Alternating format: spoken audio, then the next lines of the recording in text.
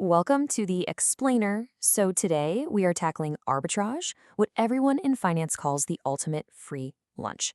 It's this strategy that promises pure profit with absolutely no risk.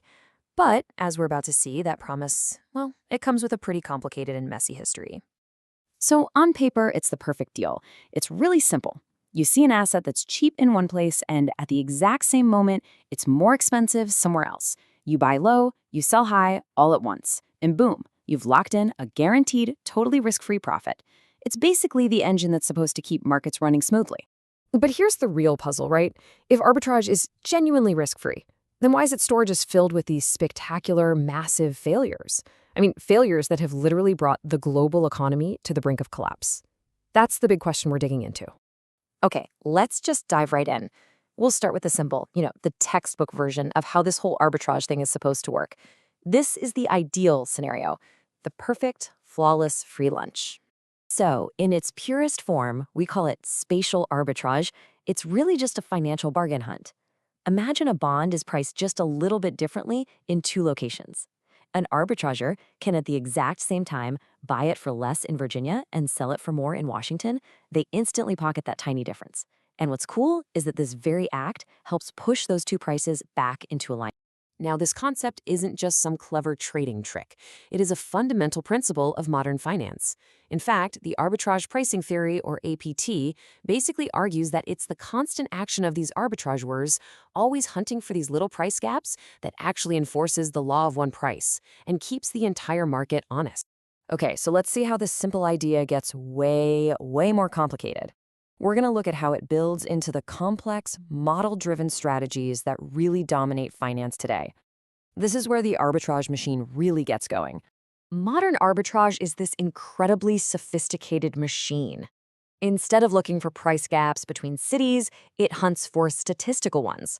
For example, in merger arbitrage, you're betting that a company's buyout deal will actually close. But the real powerhouse here is statistical arbitrage. It uses really complex math and this core idea of mean reversion. Basically, the belief that the price relationship between two similar things, like, say, Coke and Pepsi stock, will always eventually snap back to its historical average. So you've got this powerful machine, right? And it's all built on elegant math and decades of historical data. But what happens when the math is wrong? What happens when reality just doesn't follow the model and the entire machine just completely breaks down? Well, the reality is that arbitrage is just packed with all these hidden risks. Your model might be flawed from the get-go, or you get these irrational noise traders who can push prices in the wrong direction for way longer than you can possibly stay solvent.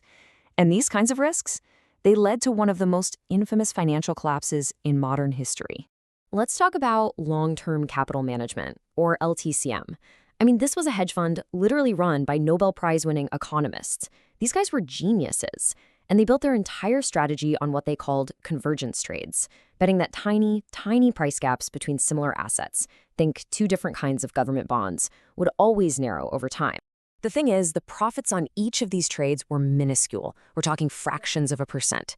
So to make any real money, they had to use an absolutely insane amount of leverage. At their peak, they held over $1 trillion in positions.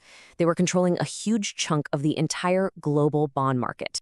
But then, in 1998, Russia defaulted on its debt. And panicked investors, they didn't act rationally. They all just fled to the safest, most liquid assets they could find. So those tiny price gaps that LTCM was betting on to converge, they didn't. They blew wide open. Their models, all based on historical data, called this a 10 sigma event, something so statistically rare it was supposed to be impossible. But it happened. The fund just imploded, and the U.S. Federal Reserve had to step in and organize a massive bailout just to stop a global financial meltdown. Now, the LTCM collapse really showed the danger of relying too much on models, especially when markets get irrational. But it didn't stop the hunt for that free lunch. Oh no. Instead, the focus just shifted to a different variable, one they could control: speed. And this is what pushed us into the modern era of high-frequency trading. High-frequency trading, HFT, absolutely exploded in the 2000s. It went from being, a tiny fraction of the market to dominating over half of all trading volume in less than 10 years. We're talking about algorithms that execute trades in microseconds. That's millions of a second. It's just mind-bogglingly fast. So a key strategy here is something called latency arbitrage, and it's basically a technological arms race. You have firms spending millions and millions of dollars on their own private fiber optic cables or on getting their computer servers physically located right next to the stock exchange's servers. Why? Just to get that price information a few microseconds before anyone else. That tiny, tiny head start, that's their problem. And now, this whole concept has been put on steroids in the world of crypto and decentralized finance. Let's talk about flash loans. This is a wild innovation that lets you borrow millions of dollars with zero collateral on one condition. You have to pay it back within the very same transaction. It basically allows for a perfect, instantaneous arbitrage trade, all bundled into a single atomic step. And this has created a pretty controversial ecosystem called Maximal Extractable Value, or MEV. What does that mean? Well, essentially, really sophisticated bots can actually see your crypto trade coming before it gets finalized. They can then jump in line right in front of you to buy, let your purchase push the price up, and then immediately sell for a profit. They're effectively sandwiching your trade and taking a cut. It's like an invisible tax on everyday users.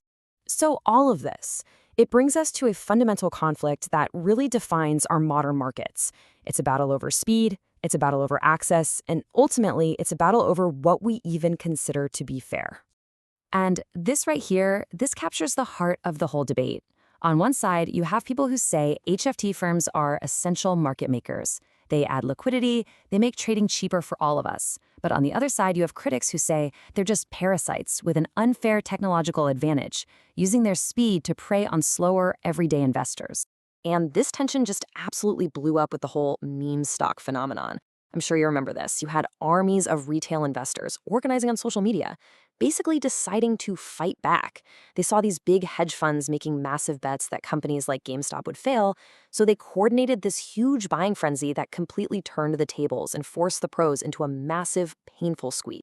So, from simple bond trades between two cities to AI-driven algorithms battling it out in microseconds, the quest for a risk-free profit has become this relentless, high-speed technological arms race. And that leaves us with one final thought. In a game where winning is measured in nanoseconds, who's being left behind? And who is it that ultimately pays the price for this mythical free lunch?